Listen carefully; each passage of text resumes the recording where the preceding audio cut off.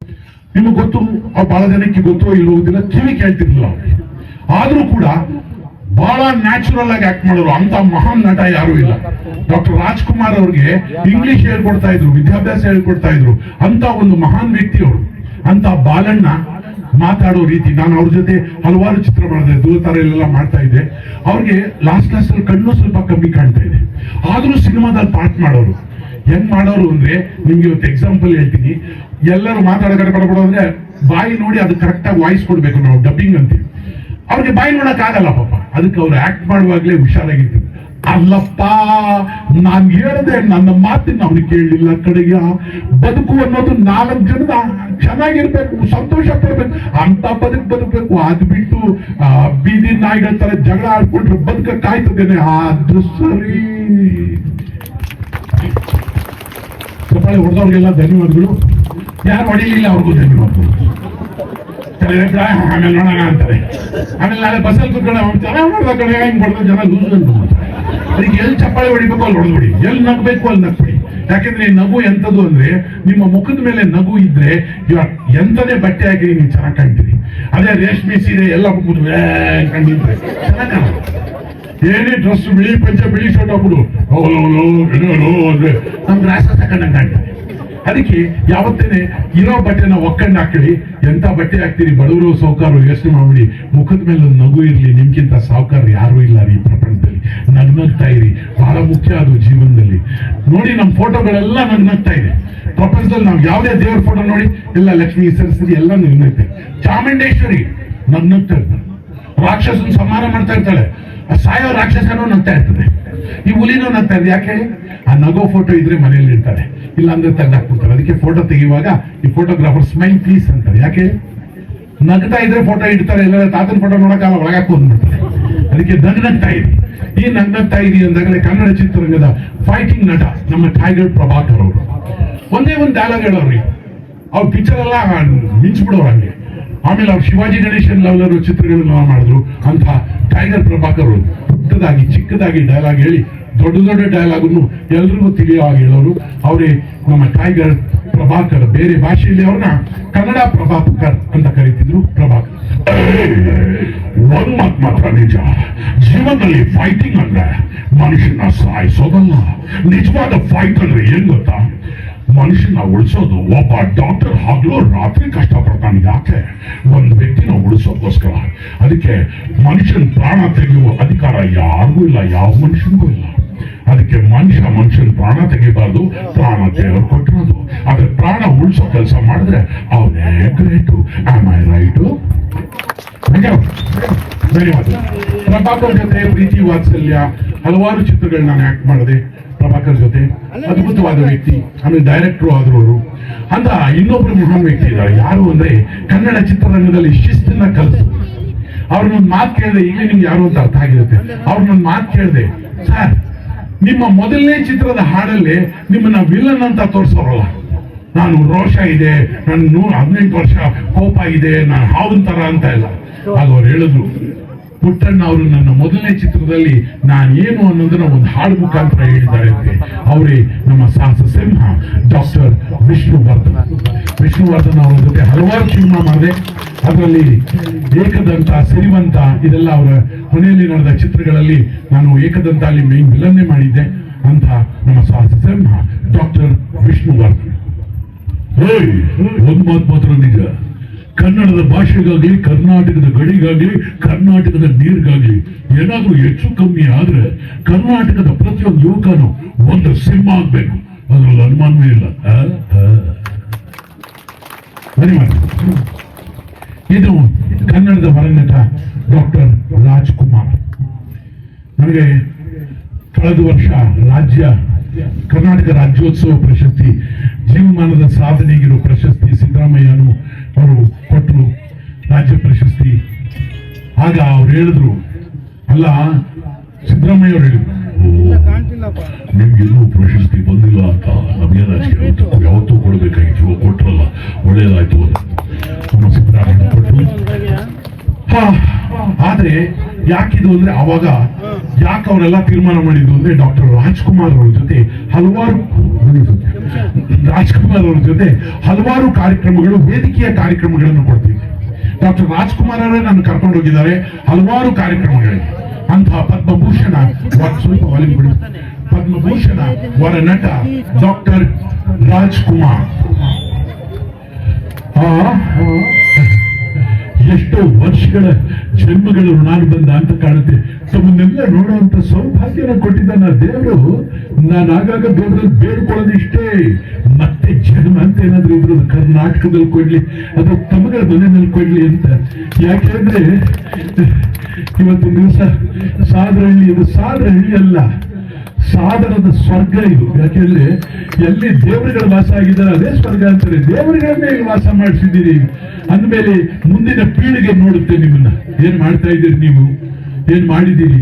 ಇತಿಹಾಸದ ಒಂದು ದಿನವನ್ನು ಸೃಷ್ಟಿ ಮಾಡಿದ್ದೀರಿ. ನಮ್ಮ ಧರ್ಮವನ್ನು ಉಳಿಸಿದ್ದೀರಿ, ನಮ್ಮ ತನವನ್ನು ಉಳಿಸಿದ್ದೀವಿ.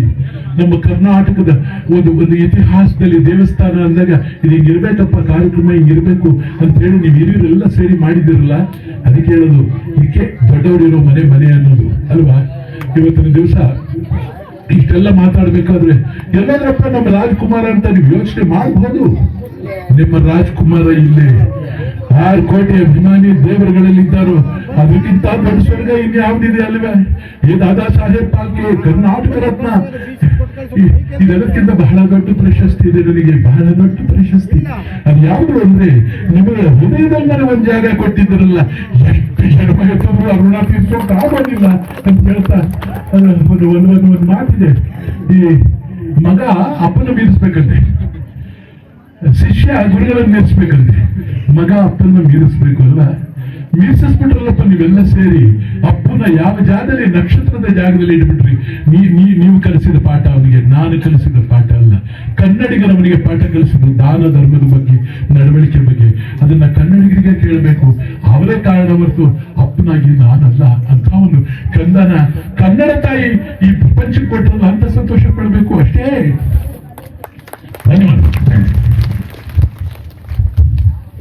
ಸರ್ ಅಲ್ಲಿ ಆಟೋ ರಿಕ್ಷಾ ಚೆನ್ನಾಗಿ ಮಾತಾಡ್ತಾ ಇದ್ದಾರೆ ಸರ್. ಟೆಂಪೋ ಹಲೋ, ಚೆನ್ನಾಗಿ ಮಾತಾಡಿ, ಇನ್ನೂ ಜೋರಾಗಿ ಮಾತಾಡಿ, ಕೇಳಿಸ್ತೆ ಮಾತಾಡಿ.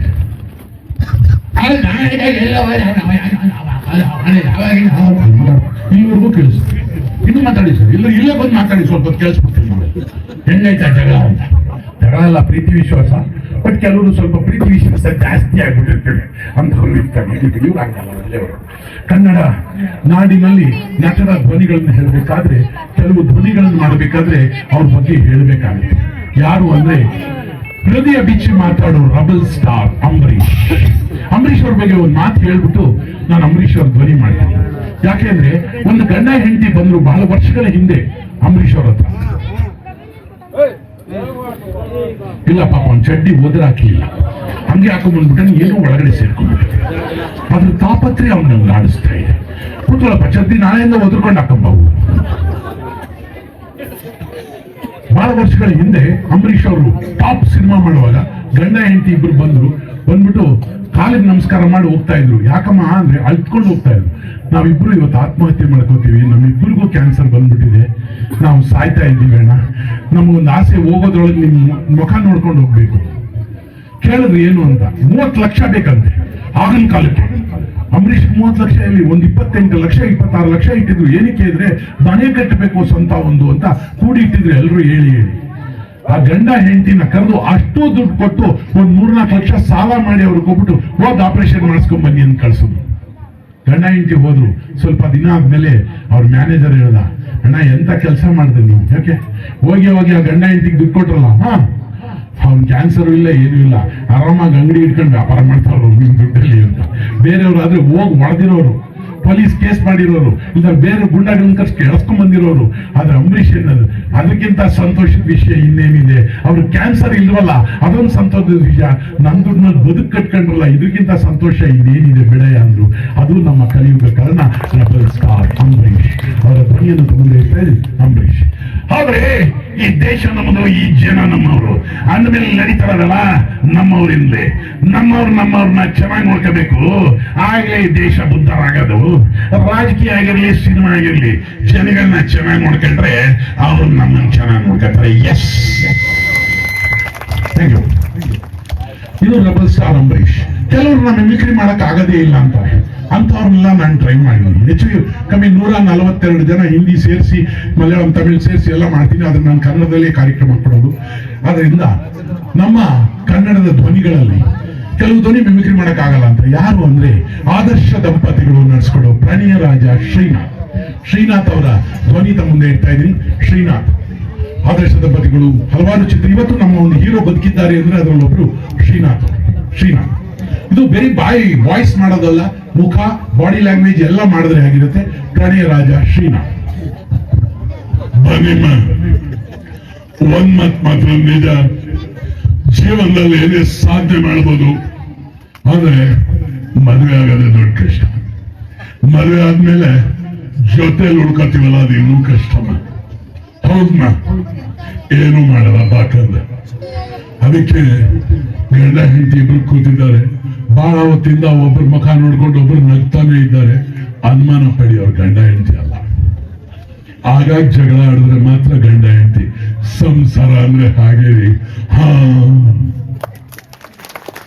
Thank you. ಚಿತ್ರರಂಗದಲ್ಲಿ ಕೆಲವರದು ಮಿಮಿಕ್ರಿ ಮಾಡದೆ ಹೋದ್ರೆ ಮಿಮಿಕ್ರಿನೇ ಮುಗಿಸ್ದಾಗಲ್ಲ. ದಿನೇಶ್ ಕನ್ನಡ ಚಿತ್ರರಂಗದಲ್ಲಿ ಅವರ ಧ್ವನಿಯನ್ನು ಅವರೇ ಬದಲಾಯಿಸಿದ್ರು. ದಿನೇಶ್ ವಿಲನ್ ಆಗಿದ್ದಾಗ ಹೆಂಗಿದ್ರು, ಕಾಮಿಡಿಯನ್ ಆದಾಗ ಹೆಂಗಾಯ್ತು. ದಿನೇಶ್ ವಿಲನ್ ಆದಾಗ ಒಂದ್ ವಿಷಯ ಗೊತ್ತಾ, ಅವ್ರೇನಾದ್ರೂ ಇಲ್ಲಿ ಬಂದ್ರೆ ಅವ್ರ ಕಾರ್ಗೆ ನಾನು ಬಾಂಬ್ ಬಿಟ್ಬಿಡ್ತೀನಿ, ಇದು ಅವಾಗ. ಆಮೇಲೆ ಅವ್ರು ಕಾಮಿಡಿಯನ್ ಆದಾಗ ಹೋಯ್ತಾ ಇದು ಗೊತ್ತಿಲ್ಲ, ಅವ್ರು ಏನಾದ್ರು ಬಂದ್ರೆ ಅವ್ರ ಗುಬ್ಬಳಕಾಯಲ್ಲಿ ನಾನು ಬಾಂಬ್ ಬಿಡ್ತೀನಿ ಹುಡುಗಾಟಲ್ಲ. ದಿನೇಶ್ ಅವರು ಅವ್ರ ವಾಯ್ಸ್ ಚೇಂಜ್ ಮಾಡಿ. NS ರಾವ್ ಅವ್ರ ವಾಯ್ಸ್ ಇಂದಾನೇ ಕ್ಲಿಕ್ ಆದ್ರು. ಎಲೆಕ್ಟ್ರಾನಿಕ್ ಚಡ್ಡಿ ಕಣಪ್ಪ, ಮಳೆಯಲ್ಲಿ ಹಾಕಿದ್ರೆ ಹೋಯ್ತದೆ ಕೇಳಿಕೆ. ಆಮೇಲೆ ಯಾವನ್ ಬಾಯ್ ಮಾಡ್ಕೊಳ್ಳೋ ಗೊತ್ತಿಲ್ವಾ. ತಮ್ಮ 60ನೇ ವರ್ಷದಲ್ಲಿ ಬಹಳಷ್ಟು ಹೆಸರು ಮಾಡಿದವರು ಮುಸುರಿ ಕೃಷ್ಣಮೂರ್ತಿ. ಯಾಕಂದ್ರೆ ನಿಮ್ಮ ತೋಟದ ವರ್ಷಕ್ಕೆ ಅಳಿಗೆಬೇಕು ಅಂತ ಹೇಳ್ತೀನಿಲ್ವಾ, ಕಳಿಸ್ಬಿಡಿ ಮರನ, ಬೇಜಾರಾಗಿ ಹೋಯ್ತವೆ. ಚಿತ್ರರಂಗದಲ್ಲಿ ಕೆಲವ್ರದ್ದು ಮಿಮಿಕ್ರಿ ಮಾಡದೆ ಹೋದ್ರೆ ಮಿಮಿಕ್ರಿ ಮುಗಿಸ್ದಾಗ ಆಗಲ್ಲ ಅಂತ ಯಾಕೆ ಹೇಳ್ತೀನಿ ಅಂದ್ರೆ, ಬಹಳ ರಿಚೆಸ್ಟ್ ವಾಯ್ಸ್, ಅತ್ಯಂತ ಕನ್ನಡ ಚಿತ್ರರಂಗದಲ್ಲಿ ಅಂತಹ ಮಹಾನ್ ವಾಯ್ಸೇ ಇರಲಿಲ್ಲ. ಅವರೇ ಸುಂದರ್ ಕೃಷ್ಣ ಅರಸ್. ನನ್ನ ಮಾತನ್ನ ನೀನ್ ಅರ್ಥ ಮಾಡ್ಕೊಳ್ದೆ ಹೋದ್ರೆ ನನ್ನ ಬಂದೂಕ ನೀನ್ ಅರ್ಥ ಮಾಡ್ಕೊಳ್ತೇ ರಘು, ನೀನಿನ್ನೋ ಮಗುಮ ಬಾರೋ, ಈ ತರ ವಾಯ್ಸ್ ಇತ್ತು. ಆದ್ರೆ ಕೊನೆಯಲ್ಲಿ ಒಂದೆರಡು ವಾಯ್ಸ್ ಮಾತಾಡ್ತಾ ಕನ್ನಡ ಚಿತ್ರರಂಗದಲ್ಲಿ ಇವ್ರನ್ನ ಮಿಮಿಕ್ರಿ ಮಾಡದೆ ಹೋದ್ರೆ ಮಿಮಿಕ್ರಿನೇ ಅಲ್ಲ ಅಂತಾರೆ. ಅವ್ರು ಯಾರು ಅಂದ್ರೆ, ನಮ್ಮ ಕನ್ನಡ ಚಿತ್ರರಂಗದಲ್ಲಿ ನಟನಾಗಿ, ನಿರ್ದೇಶಕನಾಗಿ, ನಿರ್ಮಾಪಕನಾಗಿ ಆ ಪುಟ್ಟ ವಯಸ್ಸಿನಲ್ಲಿ ಡಾಕ್ಟರ್ ರಾಜ್ಕುಮಾರ್ ಅವರ ಚಿತ್ರನ ನಿರ್ದೇಶನ ಮಾಡಿ ಕನ್ನಡ ಚಿತ್ರರಂಗದಲ್ಲಿ ಒಂದು ಕ್ರಾಂತಿಯನ್ನೇ ತಂದು ಇಂದು ಕನ್ನಡಿಗರು ಹೃದಯದಲ್ಲೂ ಆಟೋ ರಿಕ್ಷಾ ಮೇಲೂ ಅವರನ್ನು ಇಟ್ಕೊಂಡಿದ್ದಾರೆ. ಅವ್ರು ಯಾರು ಅಂದ್ರೆ ಶಂಕರ್ ನಾಗ್. ಯಾಕೆ ನಾನೇನೋ ಮಾಡಿಲ್ಲ, ಮಾಡಬೇಕಾಗಿದ್ದ ಕೆಲಸ ಬೇಕಾದಷ್ಟಿತ್ತು. ಅವರ ಒಂದು ಮಾತು ಹೇಳ್ತೀನಿ ಸ್ನೇಹಿತರೆ, ನಮ್ಮ ಸಿನಿಮಾ, ನಮ್ಮ ನಾಟಕ, ನಮ್ಮ ದೇವರ ಕಾರ್ಯ, ನಮ್ಮ ಜನ, ನಮ್ಮ ಉತ್ಸವ, ನಮ್ಮ ದೇವಸ್ಥಾನ, ನಮ್ದು ಅನ್ನೋ ಪ್ರೀತಿ ಇರ್ಬೇಕ್ರಿ. ಪಕ್ಕದ ಮನೆ ತಾಯಿ ಒಳ್ಳೆ ಸೀರೆ ಉಟ್ಕೊಂಡಿದ್ದಾಳೆ ಅಂತ ಅಮ್ಮ ಅಂತ ಹೋಗ್ತೀವ? ಇಲ್ಲ. ನಮ್ಮ ತಾಯಿ ಹರ್ಕಲ್ ಸೀರೆ ಉಟ್ಕೊಂಡಿರ್ಲಿ, ನಮ್ಮ ತಾಯಿನೇ. ನಮ್ಮ ಕನ್ನಡ ಸಿನಿಮಾ ಹೇಗೆ ಇರ್ಲಿ, ಮೊದಲು ಕನ್ನಡಿಗರಾಗಿ ನಮ್ಮ ಕನ್ನಡ ಸಿನಿಮಾ ನೋಡ್ಬೇಕು, ಆಮೇಲೆ ಬೇರೆಯವ್ರಿಗೆ ಹೇಳ್ಬೇಕು ಅಲ್ವಾ. ಧನ್ಯವಾದಗಳು ನಿಮ್ಮ ಚಪ್ಪಾಳೆಗೆ. ಕೊನೆಯ ಒಂದು ಧ್ವನಿ ಮಾಡ್ತೀನಿ, ಸಂತೋಷ ಆದ್ರೆ ಚಪ್ಪಾಳೆ ತಟ್ಟಬಹುದಾಗ ಅಂತ ಹೇಳ್ತಾ, ಆ ಧ್ವನಿ ನಮ್ಗೆ ಗೊತ್ತಿಲ್ಲ ಅಂತ ಹೇಳ್ಬೇಡಿ. ಯಾರು ಅಂದ್ರೆ ನಮ್ಮ ಭಾರತದ ಪ್ರಧಾನಿ ಮಾನ್ಯ ಶ್ರೀ ನರೇಂದ್ರ ಮೋದಿ ಸರ್ ಅವರ ಧ್ವನಿಯನ್ನು ತಗೊಂಡು ಹೇಳ್ತಾನೆ. ನರೇಂದ್ರ ಮೋದಿ 50 साल के नहीं, हजारों साल के इतिहास है भारत को, हम आगे थे, आगे ही रहेंगे. भारत की हर कंकर में शंकर है ना भाइयों. Thank you. ಧನ್ಯವಾದಗಳು. ನನಗೆ ಇಷ್ಟೊತ್ತು ಚಪ್ಪಾಳೆ ಮೂಲಕ ಅಂತ ಈ ಸಮಯದಲ್ಲಿ ಬಹುಶಃ ಕಾರ್ಯಕ್ರಮ ಮಾಡಿದ್ರೆ ಯಾರು ನೋಡಲ್ಲ. ಏನಂತಾರೆ ಅಂದ್ರೆ, ಎಲ್ಲಿ ನಾವೆಲ್ಲ 9 ಗಂಟೆಗೆ ಮಾಲ್ಕೊಂಡ್ಬಿಡ್ತೀವಿ. ಒಂದು ಹೆಂಗಸನ್ ಕೇಳಿದೆ ಮೊನ್ನೆ, ಲೇಡಿ ಒಬ್ರು ಬಹಳ ಸ್ಟೈಲ್ ಆಗಿ ಬ್ಯಾಗ್ ಈಗ ಹಾಕೊಂಡ್ಬರ್ತಾ ಇದ್ರು. ನಿಮ್ಮ ಹೆಸರು ಏನ್ಯಾವ ಅಂದ್ರು. ಮೇಡಮ್ ಕನ್ನಡಿಗರ? ಅದು ನಾನು ಕನ್ನಡತಿ. ಹೇಳಿ ಮೇಡಮ್, ನಾನು ಮಿಮಿಕ್ರಿ ದಯಾನಂದ್. ಹೌದಾ, ಏನ್ ಮಾಡ್ತೀರಾ ಅಂದ್ರು. ಮೇಡಮ್ ನಾನೀಗ ಸ್ವಲ್ಪ ಜಾಸ್ತಿ ಇದೆಲ್ಲ ಬೇಡ ಅಂದ್ಬಿಟ್ಟು ಸಿನಿಮಾದಲ್ಲ ಆಕ್ಟ್ ಮಾಡಿ. ಸಿನಿಮಾದಲ್ಲ? ಯಾವ ಸಿನಿಮಾ? ನಮ್ ಕನ್ನಡ ಸಿನಿಮಾ ಮಾಡ್ತೀವಿ. ನಾ ಕನ್ನಡ ಸಿನಿಮಾ ನೋಡೋದೇ ಇಲ್ಲ, ಟೈಮ್ ಇಲ್ಲ ನನಗೆ, ಟೈಮೇ ಇಲ್ಲ. ಇಲ್ಲ ಮೇಡಮ್, ನಾನು ಟಿವಿ ಸೀರಿಯಲ್ ಎಲ್ಲ ಮಾಡ್ತೀನಿ. ಟಿವಿಲಿ ಮಾಡ್ತಿದ್ದೆ? ಯಾವ ಟಿವಿಲಿ? ನಾನಂದ್ರೆ ಇದು ಈ ಟಿವಿ ಈಗ ಇದಿದೆಯಲ್ಲ ಕಲರ್ಸ್, ಅದ್ರಲ್ಲ.